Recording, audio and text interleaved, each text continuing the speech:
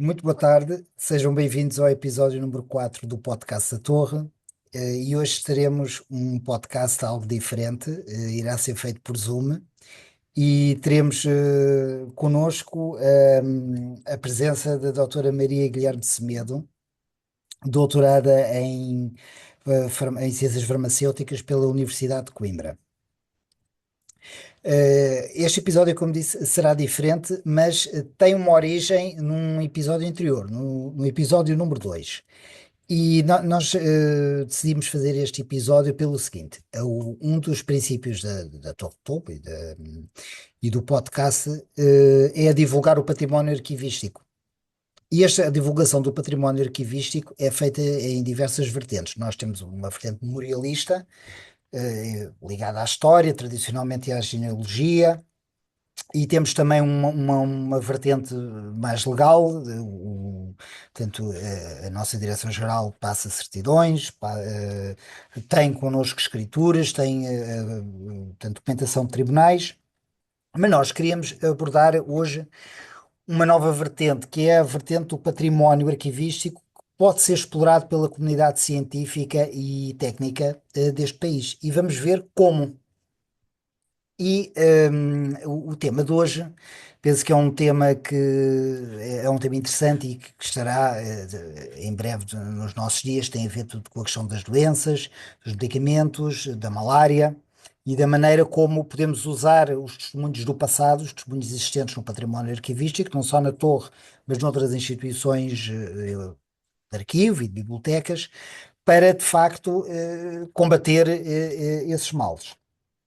Como eu disse, este episódio resulta de uma descoberta que se fez no episódio número 2, que teve a ver com um caso de polícia, um caso de tribunal ligado à venda de garrafas que tinham uma substância chamada água de Inglaterra. O que era esta substância? Esta substância dizia-se e que servia para combater a malária e, como tal, era objeto de um grande interesse na altura, no século XVIII, e deu origem a um processo em tribunal, porque houve aqui um tráfico, garrafas que não foram pagas, substâncias que não se sabia se era ou não água de Inglaterra, e isto abriu, tanto um iceberg de questões, digamos assim, que estavam à superfície, mas que nós descobrimos que no século XVIII isto era de grande interesse em Portugal. E para nos falar sobre desse interesse e do impacto que a doença e a procura da cura e de melhorar, portanto, medicação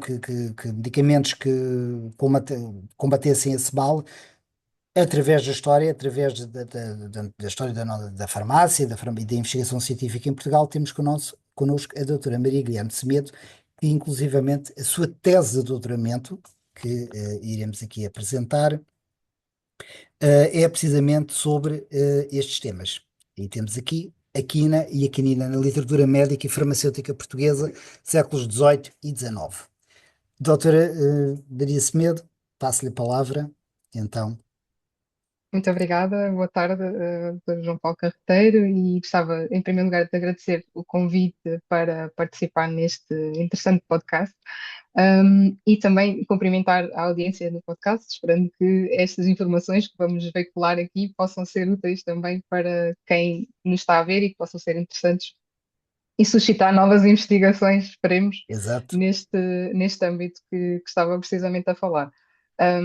Realmente, a minha tese de doutoramento focou-se sobre estes dois produtos medicinais, portanto, a quina e a quinina, a sua presença na literatura médica e farmacêutica, e nesse sentido analisei vários tipos de fontes, desde jornais científicos, obras variadas de medicina e farmácia, também farmacopeias, que são, enfim, documentos também muito importantes para os farmacêuticos, que incluem os medicamentos, o seu controle de qualidade, as matérias-primas, etc.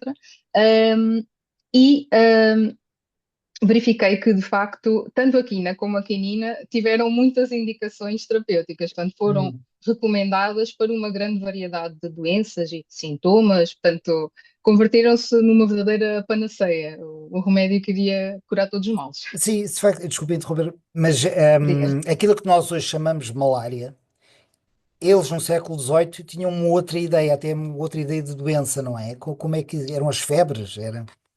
Exato, exatamente. Portanto, eles normalmente neste tipo de fontes, portanto, sobretudo século XVIII e século XIX até ao final do século XIX, Uhum. normalmente o termo que encontramos para aquilo que a historiografia médica normalmente relaciona com a malária é o termo de febres intermitentes ou sezões, Uhum. e portanto este tipo de febres depois eram encaradas como uma doença. Portanto, a doença eram as febres intermitentes ou as sezões. Sim, Um, e depois tínhamos vários tipos de febres intermitentes. Tínhamos as febres terçãs, que, portanto, apareciam num determinado dia, desapareciam e voltavam passado ao terceiro dia, e sim. também as quartãs, que, portanto, recorriam ao quarto dia. E para além disso, também encontramos menção a outro tipo de febres, febres malignas, febres remitentes, etc. E, portanto, cada um desse tipo de febres tinha um tratamento normalmente específico. Sim, portanto, eles abordavam o sintoma, coitados, eles também não era. Exato, Nós temos portanto, a teoria dos germes e dos micróbios, não é? Nós conseguimos ver, exato, nós vemos a doença como o bicho que provoca a doença, mas eles viam como portanto, o resultado, o sintoma, e tentavam atacar exato, o sim. sintoma. Neste caso, exato. Portanto, nós hoje em dia encaramos a febre como um sintoma de uma doença que tem de ser identificada, e na época, portanto, isso já era uma categorização clínica, já era, Sim, tem febres intermitentes, portanto, e era isso que íamos procurar tratar, nomeadamente com a quina, que é realmente um medicamento que adquiriu muita preponderância face a outros tratamentos, e sim. que consistia, basicamente, portanto, é Ah, uma casca medicinal.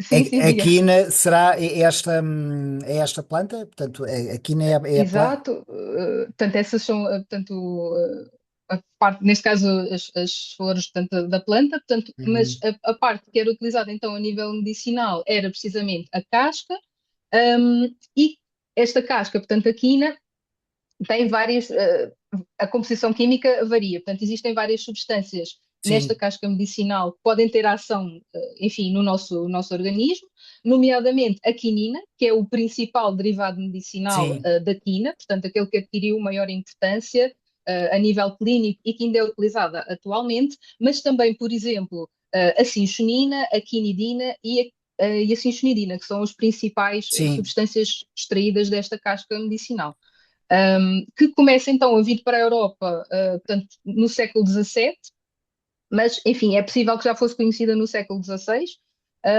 e teve, de facto, uma grande aplicação terapêutica, tanto a Sim. quina como a quinina. Sim, aliás, esse impacto, nós aqui na Torre do Tombo até temos, e temos algumas obras de autores do século XVI e XVII, que de facto, com os descobrimentos, vem um enorme influxo de ervas, mas também de conhecimentos e de práticas, Exato, e de facto, nós vemos aqui, temos aqui uma imagem exato, sim, que é, sim, portanto, é uma mistura de muitos mundos mentais. Nós temos, portanto, para exato, descrever a imagem, basicamente é o Peru oferecendo à ciência, portanto, a quina. Portanto, exatamente, para quê? Se nós vermos na imagem, nós temos ali, aquilo é uma espécie, isto é uma alegoria, é uma espécie, é um templo à deusa da febre. Portanto, para combater a febre, antes de recebermos esta planta, recorriam-se a deuses, mas agora não, agora Minerva, ou seja, a ciência, nós vemos ali Minerva, com as armas de Minerva, tem um modo eficaz, particularmente eficaz, de combater tanto estas febres, que era o que eles chamavam. E este impacto, de facto, vê-se refletido em muita documentação. sim. Sabe-se lá o que ainda temos, portanto, por explorar desta Exato, questão. exatamente, sim, e portanto nesse caso representa, portanto, relaciona-se com o Peru, porque precisamente é um dos locais de origem, portanto, destas árvores. Portanto, estas árvores são Sim, nativas destas árvores que dão aqui, nesta casca medicinal, são nativas do continente americano, de países como, por exemplo, o Peru, a Venezuela, mas de facto ela chegou, por exemplo, a ser conhecida como casca peruviana. Essa é uma das designações sim. comuns que foram dadas a esta casca medicinal. Sim, e casca dos Um, jesuítas, não é? Casca dos Muitos jesuítas. dos jesuítas que entraram em contacto, eles, os primeiros a entrar em contacto, depois eram eles que traziam, portanto, os conhecimentos da. Sim, eles tiveram um papel muito importante no caso da divulgação da quina, portanto, preparavam também medicamentos à base de quina e ajudaram também a divulgar a sua utilização terapêutica e a promover, portanto, a Sim, sua utilização. E já agora refiro também que, de facto, quando estou a dizer que tem uma grande variedade de aplicações, podemos ver, por exemplo, indicações nas febres intermitentes, mas também na gota, em vários tipos de, portanto, situações Sim, reumatológicas, na gripe, na diabetes, problemas dos ouvidos, portanto, doença de Meniere, vertigens, furúnculos é- nos ouvidos, portanto, todo o género era tudo, de. coitado, o desespero era tanto que quando viam se acertavam com uma coisa, se melhoravam os sintomas de uma coisa, deviam com certeza experimentar em tudo. E eu, de facto, Sim, não é, chamar a atenção até a quem nos está a ver, porque realmente aquilo que era considerado uma doença e aquilo que era considerado, a relação com a doença era diferente. Eles não exato, tinham nem os nossos conhecimentos teóricos, digamos assim, do que é que provoca uma doença. Eles tinham que lidar rapidamente com os sintomas, até porque rápido, não é? exato, As pessoas exatamente, sim. não. Então, E para. Diga, sim, diga. sim. Então, e vamos lá ver. Portanto, a planta vem para a Europa, mas aqui em Portugal, portanto, a sua tese é sobre quem é que em Portugal consegue isolar uma destas substâncias. Exato, portanto, foi esse outro dos focos, para além da, enfim, da presença na literatura médica e Hum, farmacêutica, fui analisar este episódio em particular porque é um episódio muito importante ao nível da história da química, mesmo a nível mundial, porque sim. este médico português, Bernardino António Gomes, pai, porque existe um filho que tem também o mesmo nome e que normalmente é distinguido dizendo-se Bernardino António Gomes, Hum, filho, ele dedicou-se ao estudo químico desta casca medicinal, da quina, porque de facto era um produto medicinal muito importante e também o governo português também estava interessado em encontrar alternativas terapêuticas, nomeadamente no Brasil, etc. E ele estudou quimicamente esta casca medicinal e consegue isolar uma substância que ele chama cinchonino, mas que depois o nome foi alterado para cinchonina, e que, um, de facto, ele, portanto, fez este trabalho de isolamento. O seu trabalho foi publicado nas Memórias da Academia Real das Ciências de Lisboa. Foi também publicado em inglês, inclusivamente, portanto, no Edinburgh Medical and Surgical Journal, por exemplo, mas em Portugal enfrentou algumas resistências, portanto, então houve uma porquê? polémica.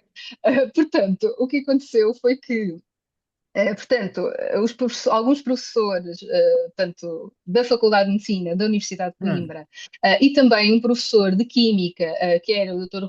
Tomé Rodrigues Sobral, questionaram esta descoberta. E, portanto, os professores da Faculdade de Medicina diziam que esta substância provavelmente não existiria na quina, portanto, tinha sido um processo do procedimento que ele tinha utilizado, dos reagentes, etc. Questionaram a pureza dos reagentes e, além disso, disseram que realmente ele também dizia que o cinchonino podia ser responsável pela atividade da quina. E eles não concordavam com essa ideia porque até questionavam a própria existência da substância. sim, E Tomé Rodrigues Sobral tinha uma outra ideia, portanto, ele achava que não existia um princípio único responsável pela atividade da quina, mas sim uma combinação de substâncias existentes nesta casca que lhe davam então as propriedades floríferas. sim. Mas foi uma polémica muito Então e eles não podiam repetir a agressiva. experiência, tentar repetir o que ele fez? Pa- Pois, exatamente. Essa é uma questão que o próprio Bernardino António Gomes hum, levanta e diz: realmente estão a pôr o meu trabalho em dúvida. Eu não concordo, obviamente, mas sugiro então que repitam o meu processo e façam pois, então as melhorias que iriam permitir então chegar à conclusão de que se esta substância de facto existia ou não, e qual é que era a sua atividade. Mas sabemos pela pesquisa que, portanto, no Jornal de Coimbra, que é um dos hum, jornais científicos onde esta polémica se desenrola, um, eles, José Feliciano Castilho, que é o principal interveniente que aparece nesta polémica, um, dizia que dá a ideia que começou a tentar replicar o processo experimental, mas que não conseguiu, e então critica também a clareza do procedimento experimental. sim. Essa questão, isso levanta-nos aqui uma série de questões, digamos, Exato, não só sobre, enfim, como é que químicos e médicos interagem uns com os outros, mas exato. também sobre como eram transmitidos na altura digamos assim, os conhecimentos científicos. Eu não deixo Sim, de reparar, até pelas imagens, enfim, o que me enviou, isto é uma representação atual do que é a quinina, certo? exato, exatamente. Pronto. Sim, E isto, enfim, não será uma representação da quinina, mas será uma farmacopeia, portanto, será também uma descrição de um medicamento, de como, quer dizer, se nós compararmos os mundos mentais que criaram esta fórmula, não é? Que isto pode ser facilmente Exato. replicado, pelo menos não é ambíguo, certo? Pois é, uma representação visual bastante clara, Não enfim, é? E para isto, quem está por dentro da química, exatamente, bem, exatamente. claro, sim, mas isto faz lembrar quase de uma receita de culinária. Exato, exatamente. Junta-se um Sim, aqui, depois uma pitada. exato. eh, eh, o que é que acha que esteve realmente por detrás de toda esta hostilidade para com, portanto, há alguém que fez uma descoberta, foi o ponto de partida para o tratamento da malária, não é? O que é que acha que teve Exato. por detrás disto? O que é que os documentos de arquivo lhe dizem? Que encontrou Eh, e os jornais? pela, exato. O que transparece, é que de facto existia aqui alguma descrença de que uma pessoa que era um médico, e era um médico muito reputado, Hum, devo também dizer, mas que tinha como atividade principal a medicina, embora ele tivesse interesse em química, tivesse feito trabalhos no âmbito da botânica, etc. A sua atividade principal era a medicina, e como é que esta pessoa que não estava ligada à universidade e que não trabalhava no âmbito da química tinha conseguido fazer uma descoberta tão importante, portanto, obter uma substância hum, a partir da quina que poderia ser responsável pela sua atividade. E, portanto, Tomé Rodrigues Sobral era químico, era também um químico muito reputado, portanto, na sua área, tinha sido também encarregue de fazer este estudo químico e ele, na verdade, produz um documento em que expõe então a sua teoria sobre a atividade terapêutica da quina, mas não apresenta experiências químicas propriamente ditas. Essas experiências químicas são-nos apresentadas por Bernardino António Gomes. E, portanto, havia esta descrença e esta ideia do que é que precisamente cada grupo deveria fazer. Ou Portanto, seja, era mais corporativo, é um problema mais corporativo do que propriamente científico. Portanto, parece é ter lives médico, nós desse. somos químicos, Sim, vocês estão aí, nós estamos e, aqui. Enfim, parece que em Portugal, pronto, terá sido esse o problema, mas esta investigação foi depois aproveitada por outros, não? e exatamente, exatamente. Portanto, a sequência foi, apesar desta polémica toda, que se desenrola nestes jornais científicos, portanto, no Jornal de Coimbra e no Investigador Português em Inglaterra, entre 1812 e Hum. 1819, em que se questionava, inclusivamente, como referia, a clareza do procedimento experimental, que ninguém conseguiria repetir porque não estava claro o suficiente. No entanto, em 1820, dois cientistas franceses, dois farmacêuticos franceses, Joseph Pelletier e Joseph Bien-Aimé Caventou, conseguem isolar a quinina, precisamente, tendo por base o procedimento experimental de Bernardino António Gomes. E isto é-nos dito pelos próprios cientistas. Eles dizem que utilizaram este procedimento experimental como base e depois o modificaram para obter então a quinina, que se tornou o derivado Sim, medicinal mais importante se- para o tratamento da sim, malária e depois de outras doenças, sim. sim, a sua tese de facto mostra-nos que em Portugal, quer dizer, o rastilho, digamos assim, para o tratamento eficaz da malária começou em Portugal, não é? Foi Também temos uma grande uma participação grande nesse sentido participação nesse sentido, sim. do estudo químico, exatamente. Portanto, ela, já utilizávamos a quina, sob a forma de vários medicamentos, e Sim, tínhamos sim. muito tipo, por exemplo, a água de Inglaterra, que era um vinho, à base de quina, e outro tipo de tratamentos, que tinham a quina como base, mas o que era administrado aos doentes era uma mistura de substâncias. E quando temos o isolamento, especialmente depois da quinina, porque a quinina foi logo testada na prática clínica e começou a entrar no circuito de tratamento, temos uma substância isolada, conseguimos dosear, conseguimos determinar se dermos mais ou menos esta dose, vamos ter este efeito, e portanto Sim. tínhamos um efeito terapêutico muito mais previsível. Sim, sim, de facto, uma das coisas que me surpreendeu na sua tese é porque, pelo seguinte, eu quando vejo 1820, início do século XIX, Portugal, coitado, estava num caos. Tivemos as invasões francesas, depois as lutas do vintismo, depois as guerras liberais, depois, mas passavam-se outras coisas em Portugal, passava-se também investigação científica, polémicas Sim, científicas, trabalho, portanto, é, é, é, de facto, as sociedades e os países podem estar com problemas numa das áreas, mas depois noutras podem, a vida continua, portanto, a malária exato. continua independente dos problemas políticos e Sim. houve quem de facto a combatesse. E exatamente. sim, olha, tem sido muito interessante. Eu acho interessante o que me importa aqui ressaltar, e isto portanto, no fundo, esta breve conversa é um abrir de portas para a colaboração que possa haver entre os especialistas das áreas das ciências sociais e das ciências naturais. Exato. Porque nós temos um manancial tanto de informações que ainda não estão tratadas. Uhum. E isto, eu estou a dizer isto não só enfim, pelos resultados, mas também pelos métodos que é preciso aplicar em arquivo. A minha formação é Exato. de História, muita gente aqui em arquivo, a formação inicial é de História ou é de arquivo apenas. E nós nos deparamos muitas vezes na descrição dos documentos e descrição dos fundos, etc., com questões que nos transcendem completamente. Quer dizer, se me estão a descrever um reagente, eu não sei o que é um reagente, sei lá. E isto é importante porque os arquivistas, ao fazerem a descrição arquivística, estão, no fundo, a abrir as portas e a pôr rótulos em documentos para um público muito vasto, para um público já que não é apenas de historiadores ou de quem procura um certificado, mas de facto, e a sua investigação é a prova disso. Há aqui uma grande questão de alerta para os arquivos, que é necessário também haver estas colaborações entre cientistas e arquivistas.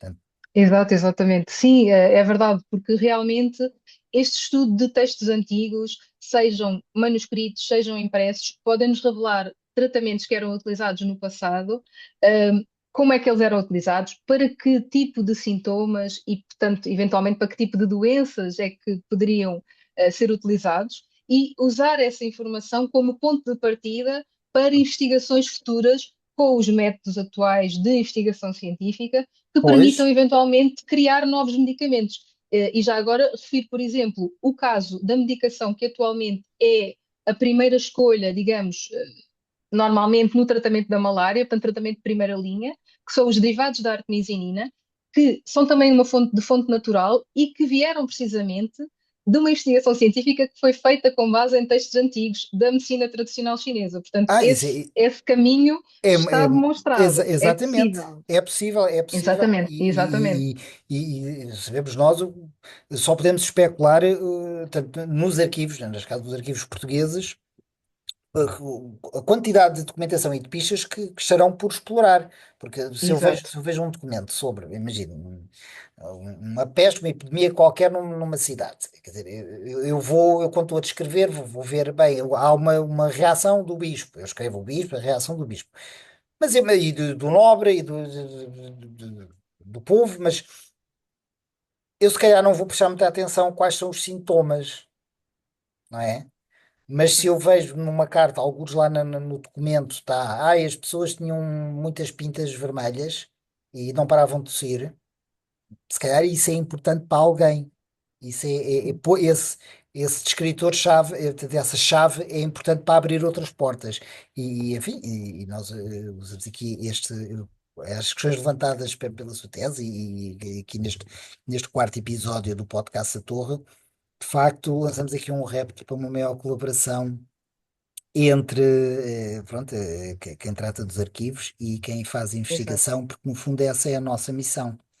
exato. E porque nós, arquivistas, também gostamos de ter muitos medicamentos à nossa disposição, porque Exato, não se sabe o exatamente. futuro, não é? Sim, e como vimos com a Covid, estão sempre a aparecer novas situações Sim, que sim, precisam de sim, sim, tratamentos sim, e, sim. portanto, esse E trabalho é sempre necessário.